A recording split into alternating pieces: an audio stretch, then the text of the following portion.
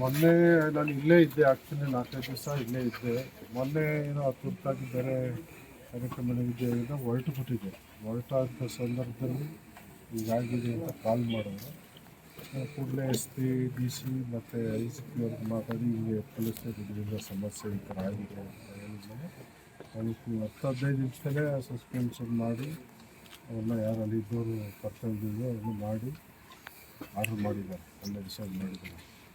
ಇದರ ಮಧ್ಯೆ ಕೆಲವು ರಾಜಕೀಯ ದುರುದ್ದೇಶದಿಂದ ಪಾಪ ಅವರೆಲ್ಲ ಕುಟುಂಬದವರು ಹಾಸ್ಪಿಟ್ಲಿಗೆ ತಗೊಂಡೋಗಿ ಅವಘಾತದಲ್ಲಿ ಇಟ್ಟಿದ್ದಂಥ ಮಗುನ ಇವರು ಬೇಕಂತ ಒತ್ತಾಯಪೂರ್ವಕವಾಗಿ ಎತ್ಕೊಬಂದು ಇಟ್ಟು ಗಂಟೆಗಟ್ಟಲೆ ಸುಮ್ಮನೆ ಇಲ್ಲದವೆಲ್ಲ ನಾನ್ಸೆನ್ಸ್ ಕ್ರಿಯೇಟ್ ಮಾಡಿದ್ರು ಯಾರೋ ಬಿ ಜೆ ಪಿ ಕಾರ್ಯಕ್ರಮ ಎಲ್ಲ ಮಾಡಬಾರ್ದು. ಸಾವಾದಾಗ ಅವ್ರವ್ರ ದುಃಖ ಅವ್ರಿಗೆ ಇರ್ತದೆ.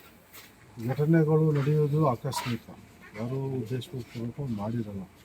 ಇದು ಯಾರು ಅನ್ಎಕ್ಸ್ಪೆಕ್ಟೆಡು ಆಕಸ್ಮಿಕವಾಗಿ ಆಗೋಗ್ಬಿಟ್ಟಿದೆ. ಅದನ್ನು ಸಮಾಧಾನ ಮಾಡೋದು, ವ್ಯವಸ್ಥೆ ಸರಿ ಮಾಡಲಿಕ್ಕೆ ಪ್ರಯತ್ನ ಮಾಡಬೇಕು.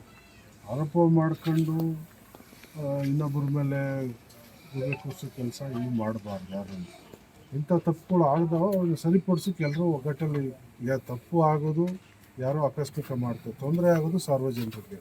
ಆ ವ್ಯವಸ್ಥೆ ಸರಿ ಮಾಡೋಕ್ಕೆ ಎಲ್ಲರೂ ಕೈ ಜೋಡಿಸ್ಬೇಕು, ಯಾರೋ ಒಬ್ಬರಿಂದನೂ ಯಾರಿಂದನೂ ಆಗಲ್ಲ. ಸೊ ಇದ್ರ ಬಗ್ಗೆ ಈಗಾಗಲೇ ನಾವು ಯಾರು ಈಗ ಅಡ್ಮಿನಿಸ್ಟ್ರೇಟಿವ್ ಆಫೀಸರ್ ಅವ್ರ ಬಗ್ಗೆನೂ ಕ್ರಮ ತಗೊಳ್ತೀವಿ. ಇಷ್ಟು ಜೊತೆ ಡಿ ಎಚ್ ಎಲ್ಲರಿಗೂ ಯಾರು ಈಗ ತಾಲೂಕಲ್ಲಿ ಯಾರು ಇನ್ಚಾರ್ಜ್ ಇರಲಿ, ನನಗೇನು ಹೆಸರಲ್ಲ. ನಮಗೆ ಇಲ್ಲಿ ನಾಳೆ ಈ ಥರ ತಪ್ಪು ಆಗಬಾರ್ದು. ಇವತ್ತು ಆಗಿದೆ, ನಾಳೆ ಈ ಥರ ತಪ್ಪು ಆಗಬಾರ್ದು. ನಾಳೆ ಮುಂದಿನ ದಿನಗಳಲ್ಲಿ ಯಾವುದೇ ಬಡವರಿಗೂ ಅಲ್ಲಿ ಚಿಕಿತ್ಸೆ ಸಮಸ್ಯೆ ಕೂಡ ಆಗಬಾರ್ದು. ಏನು ಸರ್ಕಾರದಿಂದ ಸವಲತ್ತು ಕೊಡ್ತಾ ಇದೆ, ಮೆಡಿಸಿನ್ ಏನು ಕೊಡ್ತದೆ ಅಲ್ಲ, ಅವೆಲ್ಲವನ್ನು ಕೂಡ ಆಯಾ ಕಾಲಕ್ಕೆ ಅಲ್ಲಿ ಬಂದಂಥ ರೋಗಿಗಳಿಗೆ ಕೊಡೋ ವ್ಯವಸ್ಥೆ ಆಗಬೇಕು.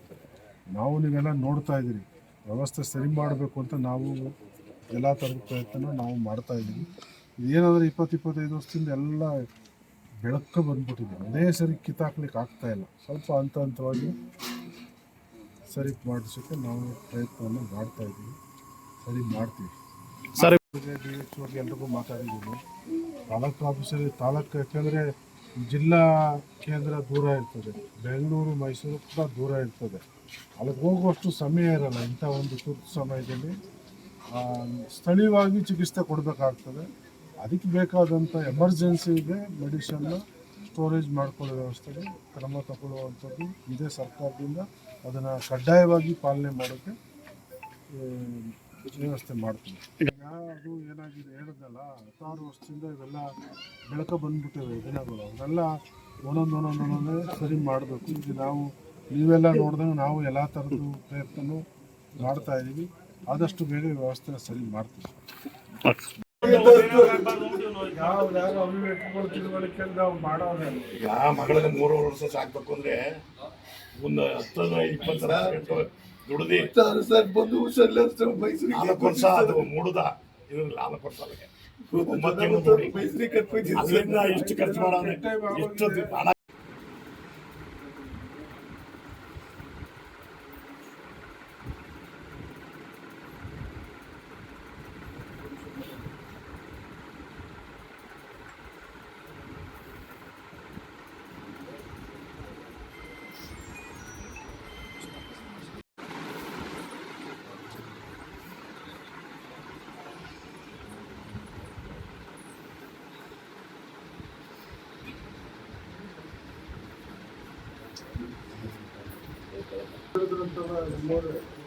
ಆಂಬುಲೆನ್ಸ್ ಅವ್ರು ಕಳಿಸ್ಕೊಡ್ಬೇಕು.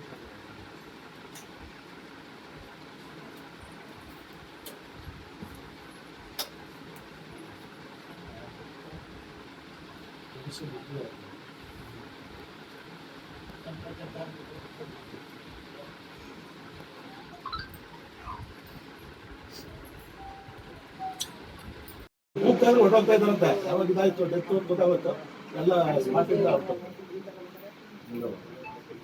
ಒಂದು ರೀತಿ ವರ್ತನೆ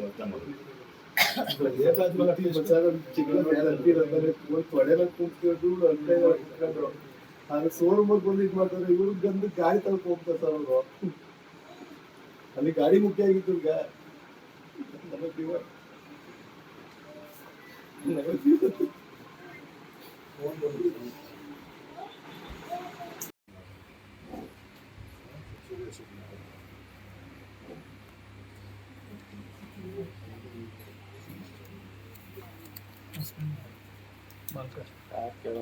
ಅಡ್ಮಿನಿಸ್ಟ್ರೇಟಿವ್ ಆಫೀಸರ್ ಅವ್ರ ಬಗ್ಗೆನೂ ಕ್ರಮ ತಗೊಳ್ತೀವಿ. ಇಷ್ಟು ಜೊತೆ DHO ಯಾರಿಗೆ ತಾಲೂಕಲ್ಲಿ ಯಾರು ಇನ್ಚಾರ್ಜ್ ಇರಲಿ, ನನಗೇನು ಹೆಸರಲ್ಲ. ನಮಗೆ ಇಲ್ಲಿ ನಾಳೆ ಈ ಥರ ತಪ್ಪು ಆಗಬಾರ್ದು. ಇವತ್ತು ಆಗಿದೆ, ನಾಳೆ ಈ ಥರ ತಪ್ಪು ಆಗಬಾರ್ದು. ನಾಳೆ ಮುಂದಿನ ದಿನಗಳಲ್ಲಿ ಯಾವುದೇ ಬಡವರಿಗೂ ಅಲ್ಲಿ ಚಿಕಿತ್ಸೆ ಸಮಸ್ಯೆ ಕೂಡ ಆಗಬಾರ್ದು. ಏನು ಸರ್ಕಾರದಿಂದ ಸವಲತ್ತು ಕೊಡ್ತಾ ಇದೆ, ಮೆಡಿಸಿನ್ ಏನು ಕೊಡ್ತದೆ ಅಲ್ಲ, ಅವೆಲ್ಲವನ್ನು ಕೂಡ ಆಯಾ ಕಾಲಕ್ಕೆ ಅಲ್ಲಲ್ಲಿ ಬಂದಂಥ ರೋಗಿಗಳಿಗೆ ಕೊಡೋ ವ್ಯವಸ್ಥೆ ಆಗಬೇಕು. ನಾವು ನೀವೆಲ್ಲ ನೋಡ್ತಾ ಇದ್ದೀರಿ, ವ್ಯವಸ್ಥೆ ಸರಿ ಮಾಡಬೇಕು ಅಂತ ನಾವು ಎಲ್ಲ ಥರದ ಪ್ರಯತ್ನ ನಾವು ಮಾಡ್ತಾಯಿದ್ದೀವಿ. ಇದೇನಾದರೂ 20-25 ವರ್ಷದಿಂದ ಎಲ್ಲ ಬೆಳಕು ಬಂದ್ಬಿಟ್ಟಿದೆ. ಅದೇ ಸರಿ ಕಿತ್ತಾಕ್ಲಿಕ್ಕೆ ಆಗ್ತಾಯಿಲ್ಲ. ಸ್ವಲ್ಪ ಹಂತವಾಗಿ ಸರಿ ಮಾಡಿಸೋಕ್ಕೆ ನಾವು ಪ್ರಯತ್ನವನ್ನು ಮಾಡ್ತಾಯಿದ್ದೀವಿ, ಸರಿ ಮಾಡ್ತೀವಿ. ಹೆಚ್ಚಿನ ಸುದ್ದಿಗಳಿಗಾಗಿ ನಮ್ಮ ಚಾನೆಲ್ನ ಸಬ್ಸ್ಕ್ರೈಬ್ ಮಾಡಿ.